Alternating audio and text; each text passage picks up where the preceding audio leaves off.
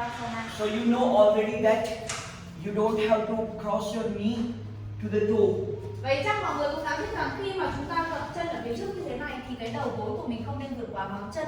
Okay, so when you teach for beginner, so beginner will not able to understand or they will not care, they will just do like this. Nhưng mà nếu như chúng ta đi dạy cho những người mới bắt đầu luyện tập thì họ sẽ không quan tâm đến điều này và thậm chí họ sẽ không biết đến điều này nếu như chúng ta có nói.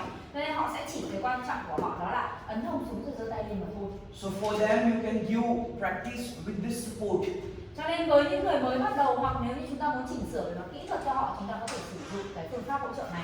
Okay, so you can fix one block here towards the knee and the wall. Chúng ta có thể đặt một bàn chân của mình lên phía trước, ngón chân sẽ chạm tường và kẹp một gạch ở phía trước đầu gối với tường như thế này. And keep your both hip in one line. Rồi điều chỉnh cho hai hông của mình cân một hàng. Then take your push your hip as down as possible. Rồi nhấn hông của mình xuống càng nhiều càng tốt. So your hip will not look straight, but your pelvis should be straight. Và lúc này chúng ta nhớ kỹ rằng đừng so sánh việc cân bằng của mông, bởi vì mông chắc chắn là nó sẽ không thẳng hàng với nhau đâu, nhưng vùng chậu của mình thì có thể thẳng hàng. Why your hip will not look straight? Tại sao mông của mình không thẳng được ạ? One hip is Bởi vì một mông là chỉ hơi kéo về phía trước, còn một mông thì đẩy về phía sau. Đúng rồi ạ. okay. Then hít vào, inhale. See how to expand your rib cage. Mình cần phải mở rộng mạng sườn và lồng ngực của mình ra như thế này. Here, inhale. Your bicep will be closer to the ear. Bắp tay của mình sẽ đưa vào cạnh tay. Mắt nhìn mắt vào, look it in between your eyebrow. Nhìn vào điểm giữa hai lông mày. Push your rib cage up Đẩy mạng sườn lên trong and up here. và thực hiện như thế này. Okay, hold your breath as long as possible. Và lúc này chúng ta cũng sẽ nín thở càng lâu càng tốt. Okay, so when you putting the block here, your knee will be protected. Và khi chúng ta kẹp gạch phía trước đầu gối như thế này, yên tâm đầu gối của mình sẽ không bị đẩy lên vượt quá và nó sẽ bảo vệ được khớp gối của chúng ta. So once again, inhale, Một lần nữa, join your palm, chắp tay and little expand your rib và cage. hơi mở rộng mạng sườn và lồng ngực. Then exhale, this is back bend, so just forward bend, Và not đây là on một the tư pose. thế cong lưng đúng không ạ? Cho nên sau đó chúng ta sẽ phải nhả tư thế bằng. Okay, see like this, you can correct like this. Còn cách hỗ trợ, cách chỉnh sửa. First touch the Đầu tiên là big ngón toe to chân, the wall. ngón chân cái của mình sẽ chạm vào tường. Put one block here. Kẹp một gạch phía trước đầu gối Put the load on the block và đẩy trọng lượng của mình về phía đầu gối, dùng lực vào đó. and push your hip down. Rồi nhấn hông xuống. Now, what flexibility you need here? Vậy thì ở đây chúng ta cần độ linh hoạt ở đâu ạ? Because for beginner, they will not able to press the hip like this down. Đúng rồi ạ, bởi vì đối với những người mới chắc chắn là họ không đẩy hông xuống thực sự sâu như thế này đúng không ạ? Okay. Không chỉ cơn. See, she is flexible because her quadriceps is enough flexible to push the hip down. Còn ở đây chị nhấn được sâu hông xuống, đó là do cái cơ đùi trước của chị nó đã được đủ dẻo và đủ linh hoạt rồi, cho nên chị có thể nhấn sâu hông của mình. Okay, see this Đây quadriceps. cái phần này, Straight. cơ đùi trước. Okay. Đúng tên thì nó là cơ tứ đầu nhưng chúng ta cứ gọi nó là cơ đùi trước cho mọi người dễ hiểu. So if it's not flexible, you can use this. Nếu như mọi người đủ dẻo chúng ta có thể làm thế này. Here, inhale, exhale. Thở ra này. Inhale, right leg, left leg forward, Chân trái lên trước. and push down, stretch. Đây. Okay, Kéo giãn extend cơ this đùi part. trước này của mình. Then again, exhale, down dog, Thở bên ngược. and change another Đổi side. chân Press. để kéo giãn cơ đùi trước của mình. Okay, Trong this- bài tập này. Then, next step, push the hip forward, Bước tiếp theo đó là đẩy hông của mình lên phía trước. pelvis straight. Hai vùng chậu cân bằng. Yeah, okay. Now, inhale, raise both hands Hít straight. vào và đưa thẳng hai tay lên. Biceps press towards the ear. Bắp tay ép vào tay. Join your palm Chắp tay, lòng bàn tay chạm nhau. and do bending according to your flexibility Và cong lưng sẽ tùy theo độ dẻo của mỗi người. and push your shoulder up. Rồi kéo vai lên. Knee down, mud knee, mud palm. Join the palm. Lòng bàn tay Okay. chạm nhau. Like it's very good. So she is flexible, she can do. Ở đây chị khá dẻo cho nên chị có thể làm được ở mức độ này đúng không ạ? And when you are in the position, make sure that you are not giving full load to the lumbar. Nhưng khi mà chúng ta vào tư thế này thì hãy đảm bảo rằng mình không đổ hết áp lực về phía thắt lưng của mình. Okay, divide the load to the whole backbone. Mà chúng ta sẽ phải chia cái trọng lượng cơ thể ra đều ở trong toàn bộ cuộc sống. How is possible? Làm thế nào chúng ta làm được thế ạ?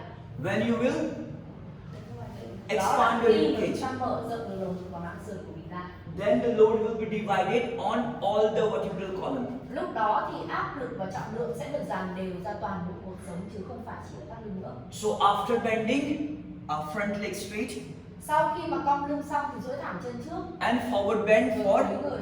counter pose. Đây được gọi là tư thế nhả. Got it, everybody? Hiểu chưa ạ? Okay, relax. Now see, I will show you for one beginner. Cho bạn người mới đi ạ.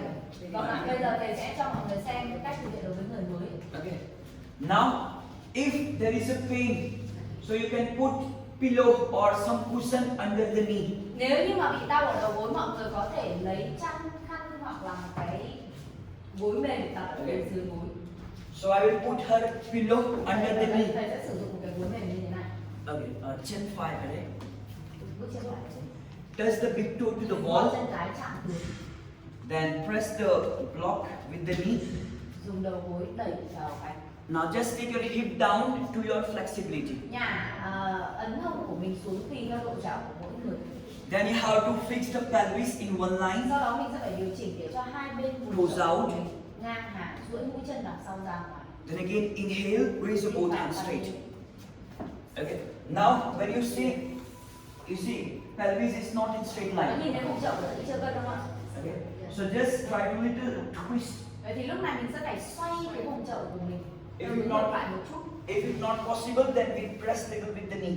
Nếu như mà xoay không được thì chúng ta sẽ sử dụng đầu gối đẩy vào cái phía bên vùng chậu nó đang bị lệch về phía sau, đẩy Nó- về phía trước một chút. Now see, not enough flexible. Nhưng mà chúng ta cũng phải xét đến việc đó là chị ở đây chưa đủ độ linh hoạt. So for her, just here, Cho nên với chị ý thì chỉ đến đây thôi.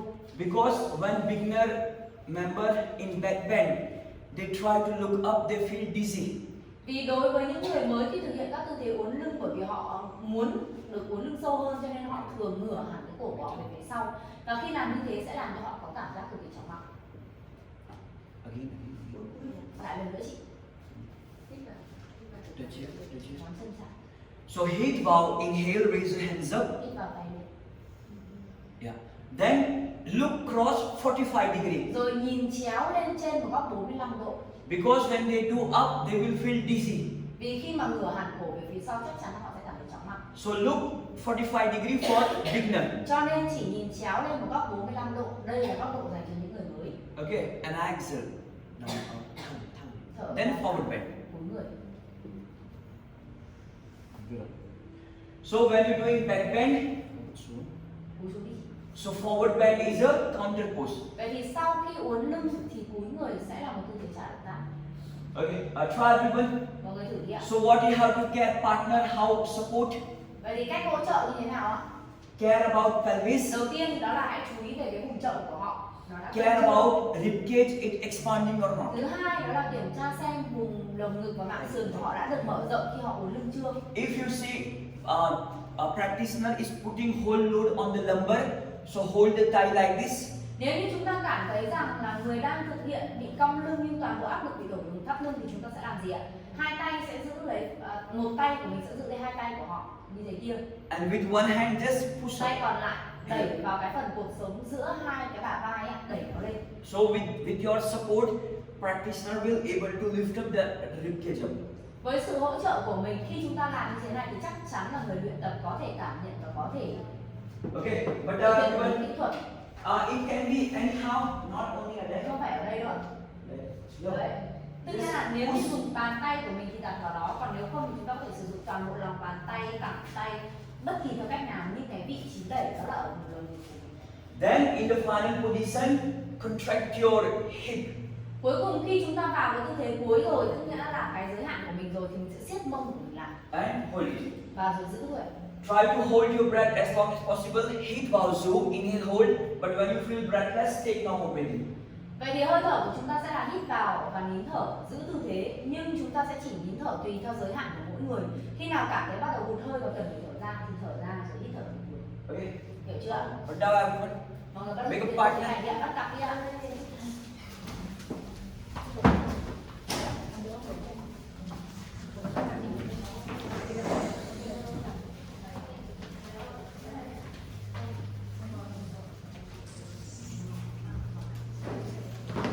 So when you feeling knee pain, put cushion below or something, we can protect your back knee.